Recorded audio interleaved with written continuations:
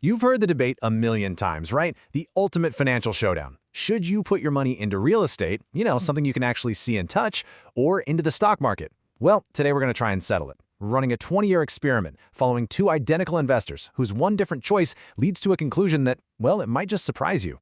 So, that's the big question, isn't it? Who actually gets richer after 2 decades? We're going to follow two people who start with the exact same amount of money, same salary, everything. By the end of this, you'll see not just who comes out ahead, but more importantly, why. So, let's meet our contenders. All right, so on Team Real Estate, we've got Jake. He's decided to become a landlord. And on Team Stocks, we've got Marcus, who's putting all his faith in the market. Now remember, these guys are basically clones. Same age, same city, same financial starting line. The only thing different is the choice they're about to make. Okay, so picture this. Both Jake and Marcus have hustled, and they've each managed to save up a solid $50,000, and they both earn a respectable $55,000 a year. This is ground zero. This is the starting line for their 2-decade financial race. So what do? Jake takes his 50 grand and goes all in on real estate. He uses it as a down payment, leveraging the bank's money to control a $250,000 asset. Marcus, he does something completely different. He takes his 50 grand and makes one simple purchase, a total stock market index fund. No debt, no late night calls about leaky faucets, just a quiet investment. So in the beginning, let's be honest, it looks like Jake is just crushing it. I mean, there's no contest for who feels like they're winning. Jake has a house. He has a tenant, a rent check coming in every month. He's got a great story to tell at parties. And Marcus, he's got a line on a brokerage statement. All the social proof is on Jake's side, for sure. And you really can't underestimate the emotional power of this. Jake can literally drive past his property on the way to work and think to himself, I own that. It's real. It's tangible. He can touch it.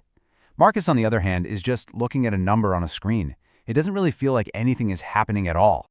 And this is that simple, seductive math that gets so many people excited about rental properties. You do the quick calculation on a napkin, and wow, Jake is pocketing almost $500 a month. He feels like an absolute genius. But this napkin math, well, it conveniently leaves out a few pretty crucial details.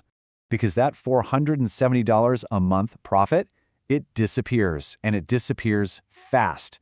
Over just the first 3 years, once you subtract property taxes, insurance, and the stuff that always breaks, like a water heater or a leaky roof, plus the cost of it sitting empty for just 1 month, that impressive cash flow just shrinks. Jake's actual take-home is just a tiny fraction of what he thought it was going to be. So as the years start to tick by, that emotional high of owning a house starts to run into a different kind of force, the quiet, relentless power of compounding. A different kind of math is about to take over the story.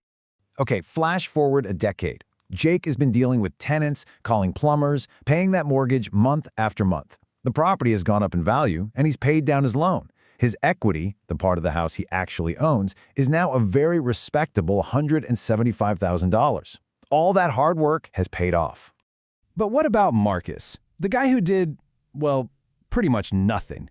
After 10 years of just letting his money sit there and grow, his portfolio is worth about $170,000. Can you believe that? After a decade of wildly different experiences, they are in almost the exact same financial spot. So this is the really crucial point. It's not just about the destination, it's about the journey. Jake's path took hundreds of hours of work, the constant stress of being in debt, and having all his eggs in one single leaky-roofed basket. Marcus's path, it required 0 hours of work, just patience, and his money was spread across thousands of different companies. Same destination, completely different trips. All right, the experiment is now complete. We've fast-forwarded 20 years. After 2 decades of work for one guy and just waiting for the other, it is time for the final accounting. Let's see where our two investors actually landed. And the final numbers are in. At year 20, Jake's equity in his house, which is now almost paid off, is about $450,000. And Marcus, his passively managed stock portfolio is worth about $440,000. After 2 entire decades, the difference in their net worth is almost nothing. It's kind of crazy. But look, this story, while it makes a really powerful point, is a simplification. The real world is a lot messier, and there are some huge variables our little experiment left out that we need to talk about. You see, Marcus's journey wasn't some calm, peaceful ride. Yeah, he got a good average return, But that hides the absolutely gut-wrenching terror of market crashes. I mean, can you imagine watching your life savings plummet by over a third, like in 2008 or again in 2020? It takes incredible nerve to not panic and sell at the absolute worst possible time. So let's really break it down. Real estate's superpower is leverage. Jake used 50 grand of his own money to control a $250,000 asset. But stocks have their own superpower, liquidity. Marcus could sell everything in seconds. The time commitment for Jake is massive. For Marcus, it's zero. And this is a big one. Real estate has unique tax benefits like depreciation that stock investors just don't get. Each one of these is a game changer. So, does this mean stocks are always the better choice? Absolutely not. Real estate can totally be the winner, but it has to be under the right conditions. In cities where rents are high compared to home prices, or for investors who treat it like a serious business, not a hobby, the returns can easily beat the market.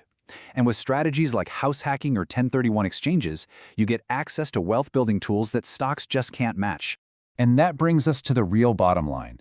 This whole debate isn't about finding a single winner. It's about understanding that each path to building wealth has a very different price of admission. And this really hits the nail on the head. The biggest mistake you can make isn't choosing the wrong asset.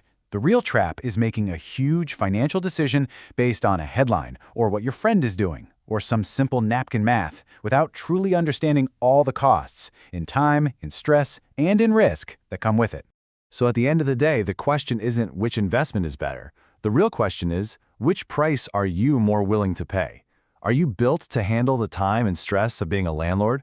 Or are you built to handle the emotional roller coaster of market volatility, which demands incredible patience? The only right answer is the one that actually fits you.